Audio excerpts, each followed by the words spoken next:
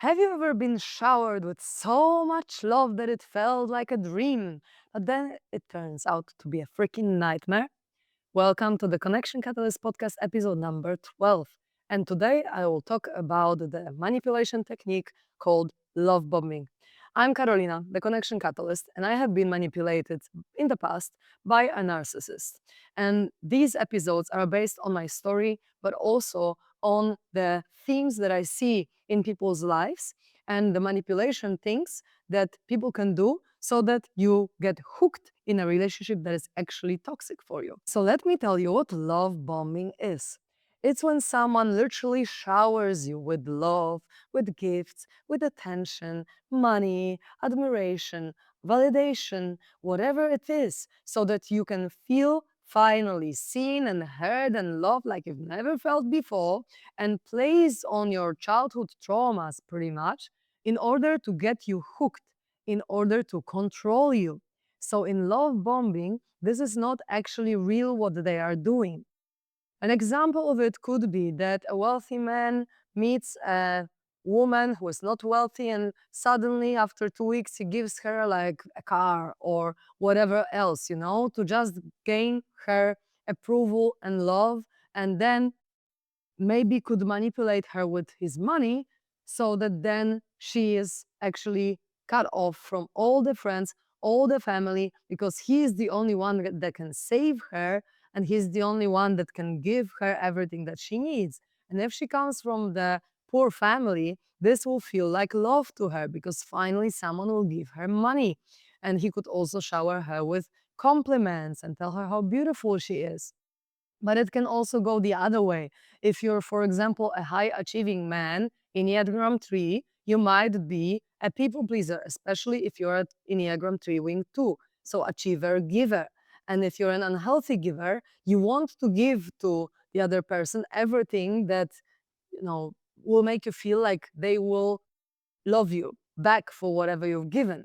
Right? So it can happen the other way around, where a man, high achieving man, high performing man, meets a woman and she suddenly appreciates him so much. She tells him how amazing and worthy and everything he is. And because his trauma is like, I'm not enough, when she plays on this trauma and makes him feel enough, showering him with all this love and affection and attention and everything else, he is just flying on the wings of love just for her to further say that he cannot go out with his friends for a beer because after what she has done for him, now he is so ungrateful and he should stay at home with her because she has given him so much and so on. And if he's a people pleaser, that I also will talk about people pleasing more in this podcast, but if he wants to just please others, he will listen to her and over time lose his self centeredness, lose his sense of self, and then really do whatever she tells him to do because it's control, right? Kind of like unhealthy giver pattern in Enneagram that I spoke about before, the typology of personality, where I have given you so much, so now you need to do as I say and as I please because you owe me.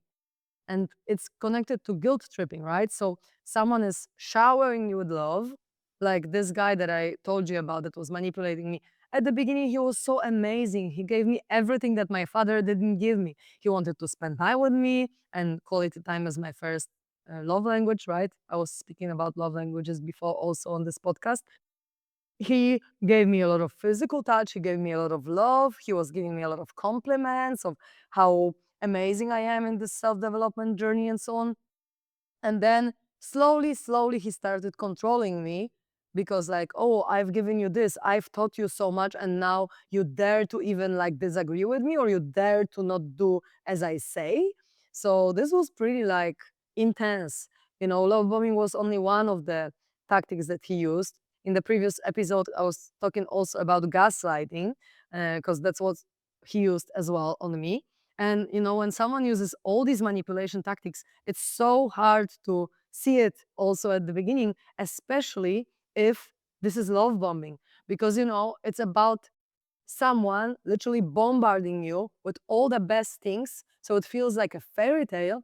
So then when they start controlling you through that, or cutting you off from friends and family, or guilt tripping you, or whatever else, then you have this idea based on the first few months or first like time period that they are amazing. And of course they love you so much because they've given you so much love before. So how come now they're controlling? Probably they are not. Probably there is something about you, and then you might take it personally, and then actually it might really be a road to a very, very toxic dynamic and toxic relationship.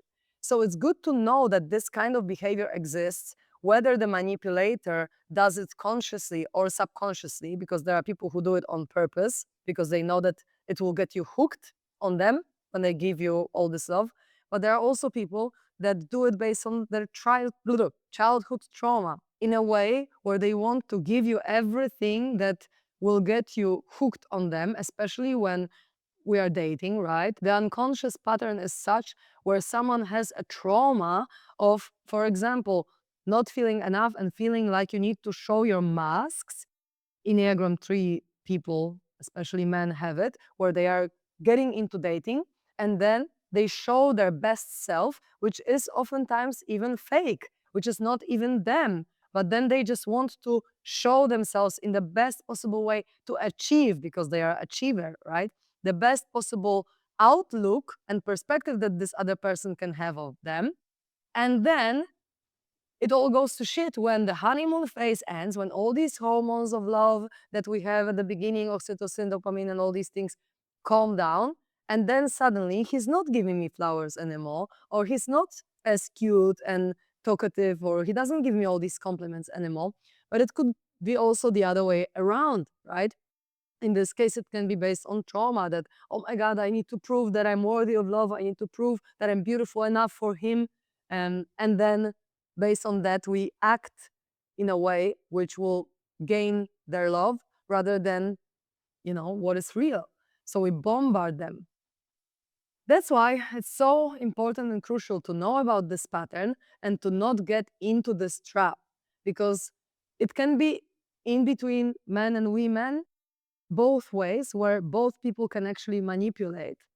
Although I can see that, for example, for a man, when they are bombarding a woman with gifts, with compliments, and with other things, it shows up a little bit differently for men and women, though, because usually men are the providers, right? So they would maybe provide like gifts or tell someone that they should move with them or whatever else. And women usually would do it more by like, I don't know, texting 24/7, just with an excuse of, I just really care about you so much, and giving all these compliments and appreciation that men need to really receive, because men really need to be appreciated. They need to be seen for what they do for us women. So when the woman finally sees you, then you're like, oh my God, like finally all this effort that I put into myself, my body, my career, my whatever is seen. And I have the example from my own life where there would be a man and he would tell my friend to move in with him after 1 week. And slowly he started giving her gifts and compliments. And at the beginning, she was just flying on the wings of love. But right now, we are not even in touch, because she was more of the spectrum of this people pleaser. So someone who doesn't care about their own needs as much as they care about other people's needs and sacrifice themselves for others. And naturally, she became a match to a narcissist. I'm going to talk about people pleasing and narcissism later on. But he was able to manipulate her in a way where now she doesn't even speak to any of her close friends. And I'm not sure about family, but I only spoke to some of her friends, and I was her close friend in the past. But because of his manipulation, and I could see it in her words that it was his like ideas and his mindset flowing through her, she literally cut off everyone and just lives with him and just has his perspectives right now on the world. I mean, I don't know how she is now because it was ages ago when we cut contact, but still, it's a very sad reality when someone is just like showering you, bombarding you with so much love that then you don't see all the unhealthy things that they are doing. Mm, and just cut off all friends or family, where you just don't see that the way how they did it, why they have given it all to you, is just to hook you and just to make you dependent on them, and making you feel like they are the only person that can give all of this to you. So it's real. please pay attention if you see it in your life. Send it to someone who might be in this kind of manipulation bubble.